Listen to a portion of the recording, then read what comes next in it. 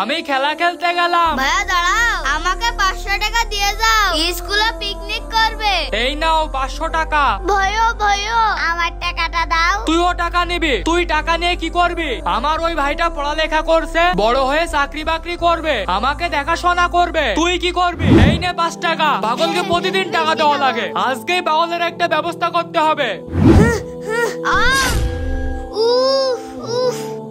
আরে স্যান্ডেলটা ছিঁড়ে গেল, আজকে আর স্কুলে যাওয়া হলো না, বাড়ি চলে যাই। তাড়াতাড়ি স্যান্ডেলটা লুকিয়ে ফেলি, নতুন স্যান্ডেল ছিঁড়ে ফেলেছি, ভাইয়া দেখলে অনেক মারবে, এখানেই ফেলে দি।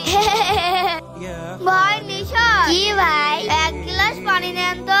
আচ্ছা ভাই। কি যে হবে? এই নাও।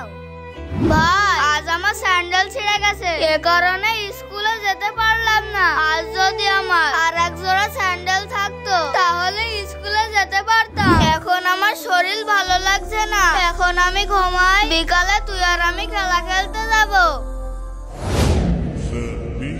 ভাইয়া এই না তোমার নতুন স্যান্ডেল।